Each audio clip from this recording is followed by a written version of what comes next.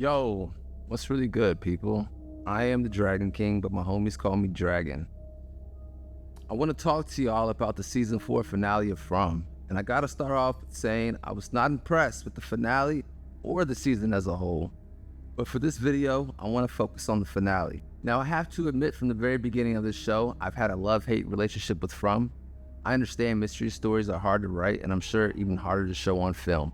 But when you have a show pile on mystery after mystery and give little vague answers or no answers, it can be frustrating. The concept of the show is great. I love it, I really do. You're stuck in a strange place with no way of leaving with strangers from all over. At night, monsters come outside and try and kill you. Talismans keep you safe from monsters getting inside the home. Seems pretty straightforward, and now the biggest mystery of the show is asked, how do you get out? The setting is interesting and mysterious, buildings out of place or just not there, like the motel pool and motel sign, but no motel. Boyd, Victor, Donna, and Sarah are some of the standout characters for me. Boyd is quick to cuss someone out. Victor's been stuck in this place for over 40 years. Donna looks after everyone and I think genuinely cares for the people under her charge. And no, Donna is not a mole, and Sarah's story arc is one of the best on From. Now, I've seen other creators say this, but this did not feel like a season finale, and I'm going to have to completely agree. This felt like a mid-season finale.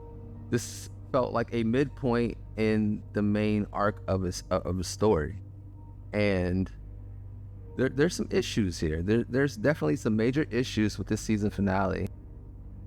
With the introduction of story walking at the beginning of season 4, I assumed that this would be the secondary arc of the show, with the main arc being the Tabitha and Jade reincarnation storyline. And to be fair, we did get something along the lines of that, but Julie gives up on that story walking early in the season. So, let's talk about this finale and what all happened. Tabitha and Jade managed to dig up the bones while Boyd and his group are up top pulling up the tree. The magical tree they were warned not to pull up. And because no one was paying attention to Sophia while she was cutting the rope ladder while being surrounded by 10 people last week, Tabitha falls to the ground and now Jade and Tabitha are trapped inside the cave system. An earthquake occurs just as the monsters are about to reach Tabitha and Jade, creating a crack for them to flee into. Outside, it suddenly goes dark and night has set in. Now Boyd and his crew rush back to the safety of the town. I would really like to know who put this group together and why they thought it was a good idea to bring nervous Patty on this super important mission. She was nervous at the cabin even before the dolls attacked. She was attacked again for the second time at Colony House by Roger. I think she could use a breather. While this is going on, we got Marielle and Fatima hunkered down at the clinic. When Fatima realized the monster Smiley is walking towards the clinic, the earthquake that had just occurred has knocked down the talisman and Smiley is able to walk in. They tried running into a back room, but Marielle's not fast enough and she's killed. Fatima lets out a monster-sounding screech, which I guess stops Smiley, who transformed back into his human form, and utters the words, "interesting." He then turns and leaves. Christy, along with Randall and Ellis, arrive just in time to see Smiley walking back down the street. Now, I don't know if anyone else realized this, but Smiley could have killed at least one person in the back of the pickup truck they were riding in. They drive right past him. Anyways, Christy arrives just as Marielle is dying and able to give her one last kiss as she dies in her arms. This scene really was heartbreaking and everyone did a great job pulling it off. And when she sees Boyd and tries talking, it just really is so sad. Back at the diner, we have Elgin, who is trapped by Sophia and Clara. Sophia, aka the Man in Yellow, tries to offer Elgin a bargain that he refuses, so Sophia kills him. This isn't much of a surprise to anyone. We all saw the writing on the wall. We knew this was coming. He was a goner the moment he showed the picture to Sophia. I'm just glad he didn't take the bargain too. Now, as everything begins to settle, a red lightning bolt shoots from the hole of the bottle tree in the sky, creating a red lightning storm. So it turns out Victor was right and they shouldn't have pulled out the magical bottle tree. Who could have guessed? While the storm is raging, we have Ethan and Julie waiting on their mother to hop out the van, which she never does. Ethan goes inside and is joined by Donna and Julie.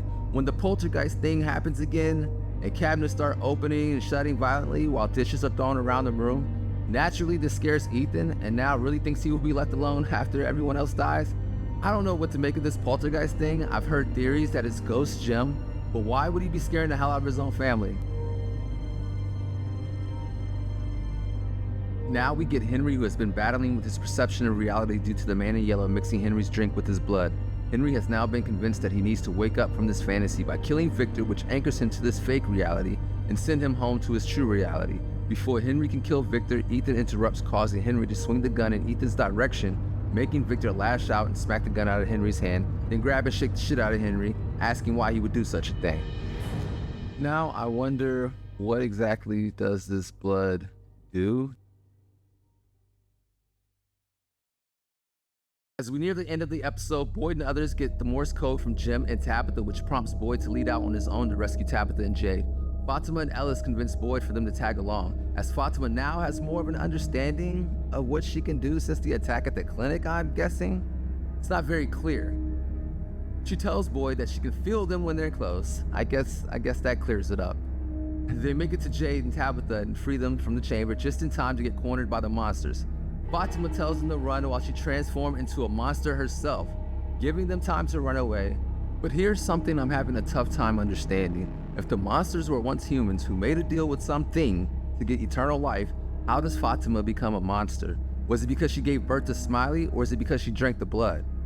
Or is it a combination of the two? Our final scene sees Sophia walking with the talisman she and Carla have gathered throughout the town. Sophia comes across the boy in white, and it appears that the two know each other. I mean, it doesn't appear. The two know each other. So if that is the case, why hasn't the boy in white told a single person that the man in yellow is walking among them? How can the boy in white expect the man in yellow to lose a game that's rigged? The boy in white mentions that he's going to lose this time, with the man in yellow responding he likes the boy in white's optimism. The boy in white mentions that the townspeople have the bones, and the man in yellow says it doesn't matter because the bottle tree is gone. And we watch as Sophia pours the talismans into a faraway tree. And credits roll. And that's it. That's the Dragon Notes on From Season 4 finale. And for a finale, I would have to say this is a 4 out of 10 for me. And the season as a whole, I would say 6 out of 10. In my opinion, I just think there were more things to explain to the audience in the penultimate season. Before the finale aired, the creators of From did an AMA on Reddit, and I think it really did more harm than good. For example, they say that the reason everyone is stuck in From should be clear. I don't really think it is. I thought there were more people reincarnated than just Tabitha and Jade. According to the writers, the only two people that have been reincarnated are Tabitha and Jade. So why does the boy in white show himself to certain people and not others? Why was Randall carving a face that resembled the totems from the cabins at the lake? Do the children call out to everyone? Who decides who to trap and how many? I think the AMA deserves its own separate video, and if you're interested in that, be sure to comment down at the bottom. As I said at the beginning, I really do like the show. I'm hoping for a fire 5th season, but I do have my concerns. There might just be too many mysteries for the show to adequately explain in the final season of the show. Maybe that's one of the points of the mystery, not everything can be explained. I think constructive criticism is healthy for a fandom. No show is perfect, and I enjoy listening to other creators' theories no matter how crazy or wrong they may be. It's a part of being a fan. We all collectively agree that the final couple of seasons of Game of Thrones were not the best, but it still gets rewatched once a year in my house. I also think there were a few setups that the writers put in place that just weren't followed through, like they should have been, and I can only guess that they were saving it for the final season. We talked about Julie's story walking already. What's with the poltergeist throwing shit around the house? Something else I think that needs to be summed up is the nightmares come to life situation. Tabitha says she remembered being a little girl, that a man hated her dolls because he was afraid of them and took the dolls and threw them in the lake.